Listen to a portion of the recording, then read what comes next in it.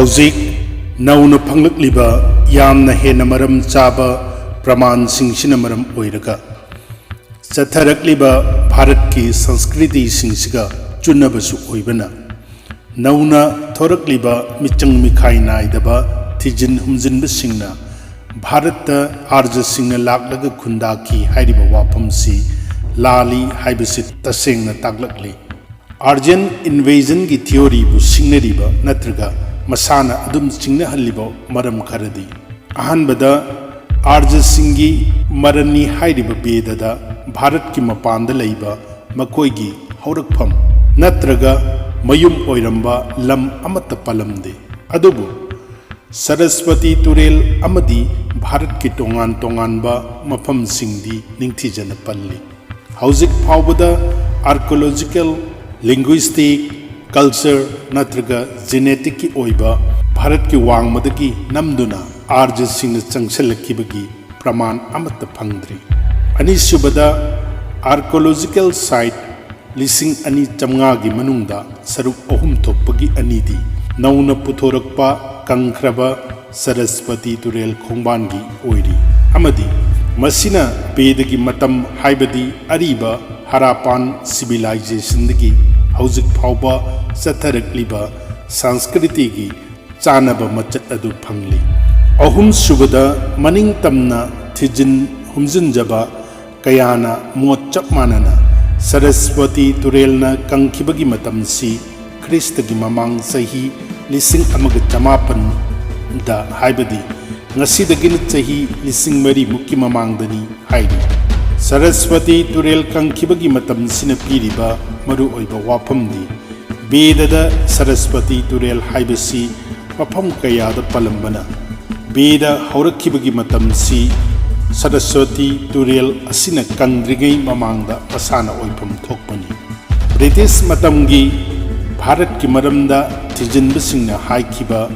आर्य सिंगना भारत लाखिबगी मतमसी ख्रिस्त की ममांग सही लिसिंग अमा चनीदगी लिसिंग अमा चमगा फावबगी मतमदनी हाइरी अमदी मसिमक ऋग्वेद लेंखिबगी मतमनी हाइनसु पीरी मसी विज्ञान के ओइबा प्रमाण सिंगना लोइना कट आर्यन इन्वेजन की थियोरी सेमकटपदा ख्वाइदगी मरु ओइबा मिसक अमा ओइरिबा मैक्स मुलरना भावना साजलगा बेदगी मतम अमदी संस्कृति सिंग हाइजलुरबसु मसामकना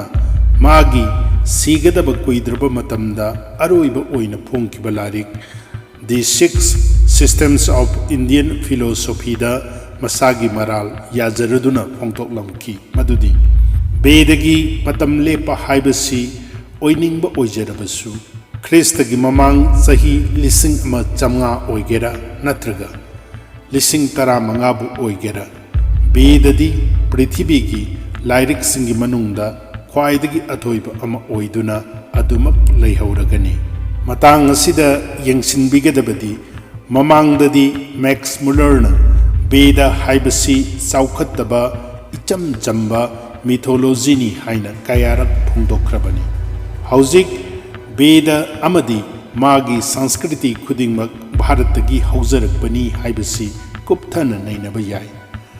आर्कियोलॉजी फंगबा हरापान सिलसिंगदा फोंदोकलिबा लोन अमदी सिंबलसिंग असी बेदगी ओइबा मचाकसिंग ngakta ओइरी मरु ओइना ओम सना खोंनांग मना स्वास्तिक निचिंगबा बेदगी मफम खुदिंगदा यावरिबा पोतसिंगसी फंगली हरापान सिलसिंगदा यावरिबा पिक्टोरियल स्क्रिप्टसिंगसी प्रोटो ब्राह्मणी हाइना मयेक सेंगना ताकली उच्चरिबा चफु मचेट असी लैनुंगदा ख्वाइदगी लुथना फंखिबा हरापान ममांगी चफु मचेट असिदा इरमलिबसिना फोंदोकलिबसी इला वर्तति वर हाइबसिना सेंगलबा सरस्वती तुरेलना कोइसिनबा लंबु ताकली मसिमक ऋग्वेददसु फोंदोकलिबा वाफमनी लैनुंगदगी फंखिबा मतमदुगी नुपी सिंगी खुदांगदा सिरमलिबा खुजी सिंगसी ngasiगी भारत की नॉर्थ वेस्ट लैबा नुपी सिंगना चप मानबा मवोंगदा सीरी इंग सोक लिसिंग अमा चमापन निफुदा MS भट्टना फंखिबा सीब लिंग अहुमसिना ngasi phauba bharat chathaduna lakliba bedada takliba siba linga latpagi mawong matawbu ningthina takli loilam santok ningba singna bharat ki maramda thijinduna bedabu lana uhannabagi damak arjan invasion gi theory semgat kiba adubu ngasi di tasengna lalai amadi bedada taklam liba bigyan sing shidi arepa chumbangak-tani haibasi nauna thijinduna panglibasingna asina hena mayek senghalakli modern science ki mateng sing lauduna maru oina satellite imagery amadi sahi laptop naba pambai sing sijanaduna yengbada bedada piramliba wafam sing bhapna sajinba natte haibasi laina khangba ngammi rig bedada taklamliba himalayadagi hawraklaga Arabian Sea Taba Saraswati Turel gi Saktam High Resolution Satellite Imaging Sijanaduna Yengba Matamda Mayek Sengna Uba Phangli Pak Sauraba Saraswati Turel Amadi Mapanda Lairamba Sabdyata gi Maramda Rig Bedada Yankairak Hanna Takli Beda Vyasana Bhagavat Lengnabagi Damak Sintan Taukiba Mapam Adushu Saraswati Turel Mapandani Hairiba wafam si Srimad Bhagavat Mahapuranda ningthina palli madudi nongma vyasana numit thorakpa matamda senglaba Saraswati turelda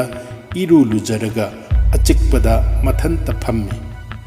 Bhagavat ahanba skanda marishva idhyay 15 sloka masina takli Saraswati turelna kangkhiba haibasi Rigbedagi matungdani amadi Rigbedagi haurakhiba matamsi bhamna sajanba arjan invasion gi matamdu natte masidi miyoibana lepa ngamlaroidaba ka hena liraba amani haibadu masana takli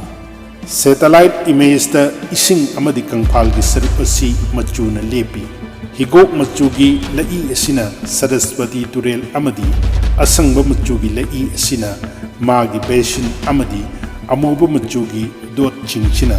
mafam sida hauzik phawbada phangliba kangkraba Saraswati turel gi mapan singda miyoibana lairamba sabhyata singi archaeological site chingdu takli archaeologically Saraswati turel na kangkhiba asi Krista gi mamang sahi 1900 adwaidani kangkhiba gi maramna prithvi gi tectonic plate lengbana magi selda tilamba Satluj Drisatwati na chingba turel sing atopa turel singda takhibana maru oiba maramni masina amukashu arjan invasion gi theory si sathina lalei haibasi takli Vedic literature singda hairam liba samudra gi ironungda laikre hairiba Bhagavan Sri Krishna gi konung oiramba Gujarat ki samudra khongbanda lairamba Dwarka gi maramdasu marik chumna khangba ngamnabagi damak Bharata marine archaeology gi mateng lauduna tijin humjinbagi thabak singsu chathaki tijin khiba aduda ariba Bhagavan Sri Krishna gi konung oiramba Dwarka gi lanban gi chekpal sing isinga samnana saramba building singi foundation sing hithangphong gi platform chingba Mahabharat amadi atopa lairik singda hairam liba sing dumak phangki Mahabharat Musul Parvada Dwarka Saharna Samudrada Lupkhibagi matangda hairi Nirjate tu jane tasmin Sagaru Makaralaya Dwarkan Ratna Sangpurnam Jalena Aplavayattada Mi khudingmak puthorakpa hek loibaga lanthum khudingmak loinana Dwarka Samudragi singna thumjinki Hana Archaeological Survey of India da lairamba Dr. S.R. Rao Bharat Marine Archaeology gi lamyanbani Marine Archaeology dagi phangbasingna Mahabharat thariba Dwarka dumak haibadi ningthina lanban semba ina kaira khunba samudradagi lausinba lamda saba sahar dumak phangki hairiba samudragi imai nemthakiba amadi wangkhatkibagi record chimak 15 amadi 33 suba Kristagi mamangi chahi cha singda Bahrain da thokiba historical रेकॉर्डसिंगदसु फंगली इसिंग मनुंगी ओइबा मतम कुइना अमदी निंगथिजना चथखिबा थिजिन हुमजिनबा अदुदा फंगखिबा मरु ओइबा सिंगदी अचौबा द्वारकागी चेकपल अचौबा थोंबा लानबंदगी तपथोकपा लंदारपसिंगबु थेंगननबा लानमीसिंग तोंगनबा छरुकना चिंगबसिंग फंगबा ngamki makok ahum longba moibungi pattern oiba sils fangki masina haribangsa puranda hairiba dwarkada leiba mi khudingmakna asiguma sil natraga mudra pugadabani hairiba du chumle haibadu taklai hairiba iro nungda tawthoktuna thijin humjinbada phangliba singsina takli madudi Vedic literature singda takliba history singsi achummani haina